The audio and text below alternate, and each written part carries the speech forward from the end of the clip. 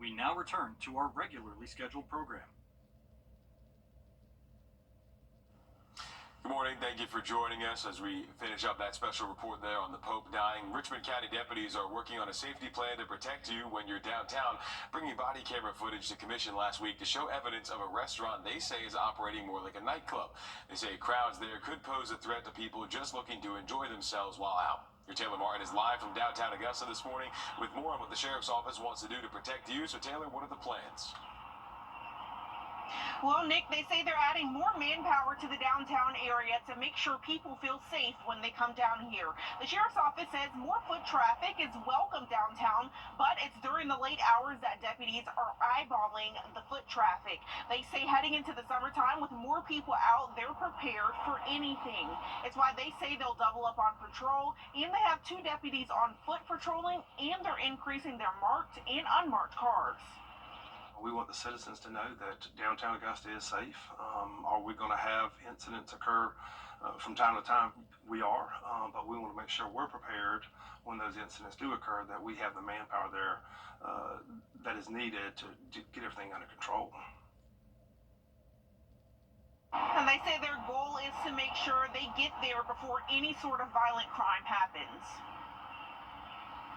All right, thanks for the update there. Taylor Martin live in downtown Augusta this morning. Okay, thank you, Taylor. Joining right now, I-20 Riverwatch Parkway exit, mainly right down on Riverwatch Parkway. Very empty here as we come up here just quarter past the hour, looking at temperatures that have stayed in the 60s most of the night here. Nice, clear driving conditions, no visibility problems right there. A little bit of traffic starting to pick up here at the top of the hour. It's good upper 80s. Could take us all the way into the upcoming weekend. 6:18. All right, thanks for the update there, Tim. As we continue on here this morning, the brush fire in North Augusta was able to grow to 5 acres before it was contained on Saturday. South Carolina officials say the fire happened on Atomic Road and Carolina Springs Spur. Firefighters were able to contain that fire without any reported injuries. A safety alert for an area in Aiken today. Authorities are searching for suspects around Mountain Cavalry Road after a police chase yesterday. The Sheriff's Office says there was an armed robbery at a gas station along Edgefield Highway. After that chase, deputies are now searching for those suspects. We've reached out for an update, and we'll let you know if we get any more details. Richmond County deputies are investigating a shooting on Fayetteville Drive. On Saturday, deputies responded to a call of shots fired. When they arrived, deputies found multiple cartridge casings in a parking lot near the Azalea Park Apartments. So far, they say no injuries were reported and there's no suspect yet. We are working to learn more. Orangeburg County deputies are investigating 2 shootings that took place over the weekend. Deputies say a 20-year-old was found dead Saturday morning alongside Legendary Drive. O'Brien Grant, a student at Claflin University, was pronounced dead at the scene from a gunshot wound. Deputies are asking you to call the Orangeburg County Sheriff's Office if you have any information. Orangeburg deputies also investigating the death of a 34-year-old. Deputies say Samson Green was shot and killed Friday night at the Crown Inn on Bamberg Highway. Officials ask you to call that same number with any information. Also in Orangeburg County, deputies are searching for a missing endangered man. Officials say 32-year-old Zachary North was seen Thursday on Winter Creek Road. They say North has a medical condition that causes a concern for them. If you have any information on North, call the Orangeburg County Sheriff's Office. Taking a live look outside right now. For rain are going to start moving back in the second half of the week. We'll talk more about that coming up shortly. 6:34. Richmond County deputies are focusing on keeping you safe when you're in downtown Augusta. And this comes after accusing one business of operating like a nightclub instead of a restaurant. Behind me is body cam footage that they brought to commissioners from Tiffany's Eatery. And as summer gets closer, they say crowds like you just saw could be a safety risk. This morning, your Taylor Martin is live from downtown Augusta with more on how they're planning to keep you safe while you're out. Taylor? Well, the Sheriff's Office says they're doubling up on patrol here in the downtown area as we head into the summer. They say with more people out, they're prepared for anything. And while more foot traffic is welcome downtown, it's during the late hours of the night that deputies are eyeballing it. They tell us they'll have 2 deputies on foot patrolling, and they're increasing their marked and unmarked cars. Our #1 goal is the safety of every single citizen that comes and visits Augusta, Richmond County, if they want to go downtown and enjoy the night with their family, or go to some of these events that we have downtown at the Commons and on the Riverwalk, we want them to feel safe. Now, they say as far as safety as a whole, downtown community policing will also play a role. All right, thank you for that, Taylor. Live in downtown Augusta for us this morning. Columbia County is stepping up to teach people how to save a life. Starting this week, Columbia County Emergency Services will be teaching people CPR for free. In a 2-hour course, you'll be trained in chest compressions, mouth-to-mouth, mask resuscitation, and more. Officials say learning CPR is critical in case of a heart attack because as each minute passes, the patient loses up to 10% chance of survival. Columbia County's Fire Rescue's EMS Director Robert Rozier says the need is there in both the community and first responders. There's a lot of people in the community who want it for work, if they're doing daycare, child care, things like that, but also just a whole lot of interest nowadays in knowing how to help people in need. These courses are strictly for our community citizens so that we can get more first responders per se out there in the field that can help save a loved one, save a stranger in a time of need. The training is completely free and you don't have to live in Columbia County to get it. If you want an official certificate from the American Heart Association, that'll cost you $25. It'll allow you to officially perform CPR on someone for 2 years. The first course is tomorrow at the Columbia County Emergency Operations Center at 6 o'clock. Again, that training will take about 2 hours. There will be another course each month through the end of the year. You can find the full list on our website, Wrdw.com, and just search CPR. In addition to these courses, Fire and Rescue will offer 2 classes on CPR and first aid in June and September. We have a safety alert for an area in Aiken County today. Authorities are searching for suspects around Mount Calvary Road after a police chase yesterday. The sheriff's office says there was an armed robbery at a gas station along Edgefield Highway. After the chase, deputies are now searching for those suspects. We have reached out for an update. Of course, we'll let you know when we get those details. A man's in the hospital and 2 people are arrested after a shooting in downtown Augusta. 28-year-old Damon Cole and 27-year-old Destiny Reeves are facing aggravated assault and weapons charges. Cole will be facing an additional weapons charge as well.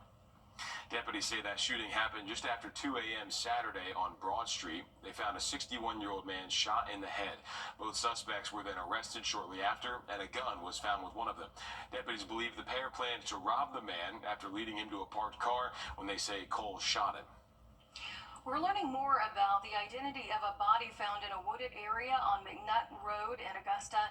Richmond County officials say that the body was identified as 32-year-old Devon Shade. Last week, deputies responded to the area and found the body. They say that it had been in that wooded area for several days at that point.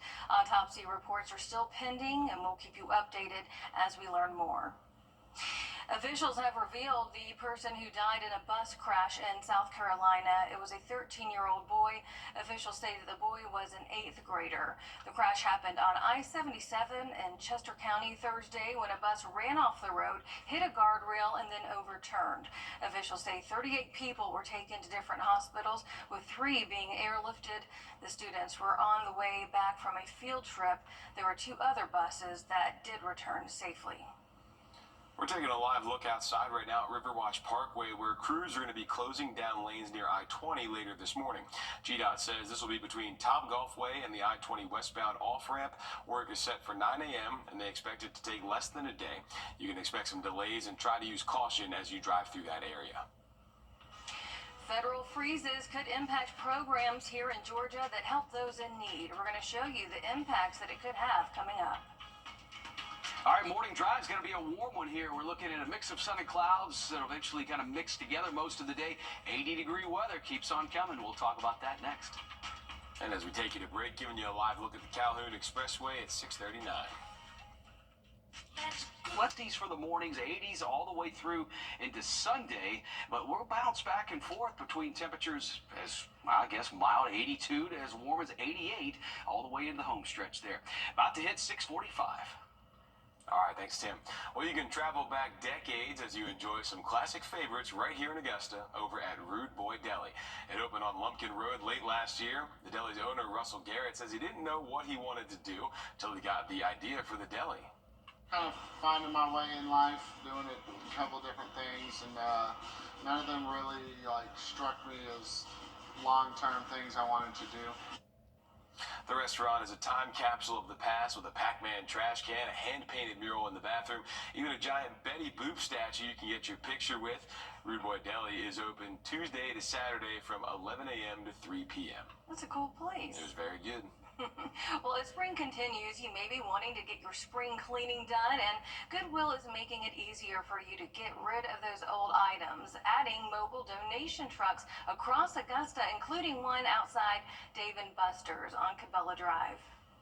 And it's really about, again, bringing the purpose and the play to the community. So people come here, they can donate, then they can go over and have some fun and relaxation at Dave & Buster's. When you arrive at one of these mobile donation sites, employees will be there to help you unload, and you can find the donation truck at Dave & Buster's every day from 11 to 6 p.m. And if you donate there, they're going to give you a coupon for Dave & Buster's. A freeze on federal grants could force early childhood centers across Georgia to close their doors. The Head Start Early Childhood Program helps families who live below the federal poverty line. Your Georgia State House reporter Abby Kasouris explains who the budget cuts could impact the most. Today I talked to a woman who runs a Head Start program in 10 counties. She did not want to be named for fear of retaliation, but she says without federal funding, they'll have to close their doors, and more than 10,000 children in Georgia will be without care. The Georgia Head Start Association represents 31 agencies in Georgia, providing services like child care and early education to over 25,000 low-income children up to 5 years old. It's a program that's been around since the 60s. This is the first pathway for them to get out of poverty. Leo DCSC grew up in Stewart County, where the poverty rate is double the state's average. She was the first person in her family to graduate from college with a bachelor's and a master's. She credits her success to Head Start. Without having that early foundation of education, I don't want them to be in a situation where they are the first generation in history to be less educated than their previous generation. The Associated Press released a budget draft from the White House, eliminating Head Start funding altogether. Just last month, the Department of Health and Human Services Secretary Robert F. Kennedy Jr. visited a Head Start program in Virginia, calling his trip inspiring. Very devoted, committed staff, and a lot of happy children.